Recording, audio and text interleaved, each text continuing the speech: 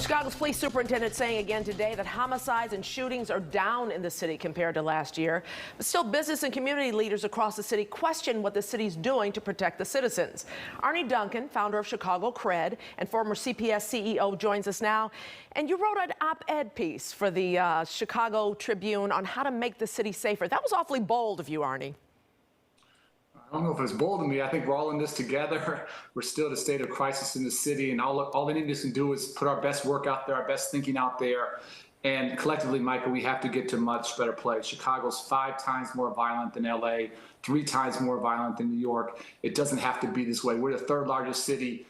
The other 2 cities, every year, we have more homicides than the 2 biggest cities in the country combined every year.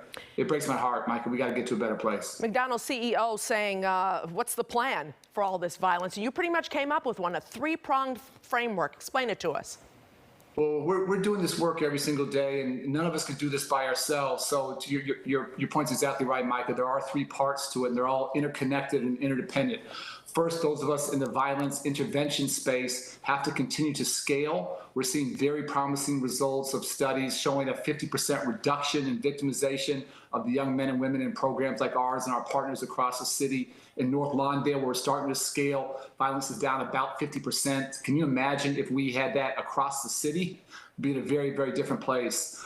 Second, we have to challenge the police to continue to solve homicides. And in the neighborhoods where we work on the south and west sides, North Lawndale, Roseland, on average, 10 to 11% of shootings result in an arrest. The other way of saying that is 89, 90% of times when someone is shot or even killed, no one is arrested. There are no consequences there. And retaliation, because there's no regular justice, you have street justice, retaliation is a huge driver of violence. And police have to continue to rebuild trust with the community.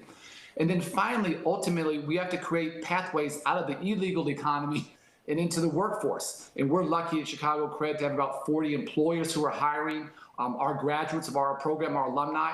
But I challenge the business community to come up with about 1,000 jobs each year for the alumni of programs like ours across the city. We have wonderful partners. And if all of us step up, Mike, if we continue to scale in the violence prevention work, if the police can solve homicides and build trust and have a sense of accountability, if the business community is creating real opportunity, I know we can get to a much better place. And we have an ambitious goal. Yeah. We want to reduce violence by 80% over the next 5 years. We have to do that together and just get on par with New York and LA. Arne, this is all easier said than done. I mean, there are tons of organizations out there right now trying to help kids in these urban areas.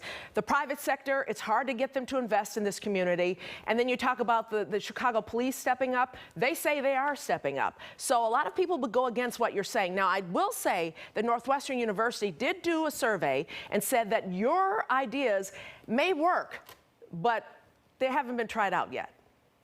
Well, we haven't tried, and none of this is easy, Mike. If it was easy, it would have been done a long time ago. But the status quo is unacceptable. Our children on the south and west sides are living with a level of fear and trauma that it breaks my heart. We're seeing, obviously, the violence come downtown. The business community is more worried than they've ever been. And so we all have to come together. The truth is we're down a decent amount this year, about 15%, and none of us are doing what we should be doing. We're nowhere near a scale. I think if we were all firing all cylinders, working together, we could start to have reductions not of 10, 15% a year, but 15, 20, 25% a year.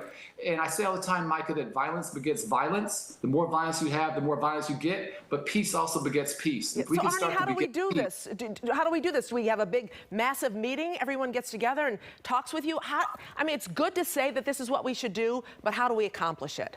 Well, that's the key question. So it's not about an idea, it's about the execution, the implementation of the idea. So yes, we're talking to people, and lots of us working together on this, talking to people in the violence prevention community all the time. They're willing to step up and go to scale. We work with amazing police officers who want something better. Work with them. We have fantastic commanders. The business community, the civic committee, as you may know, recently set up a task force around reducing violence in the city. So I think there's more energy than ever before. There's more commitment than ever before.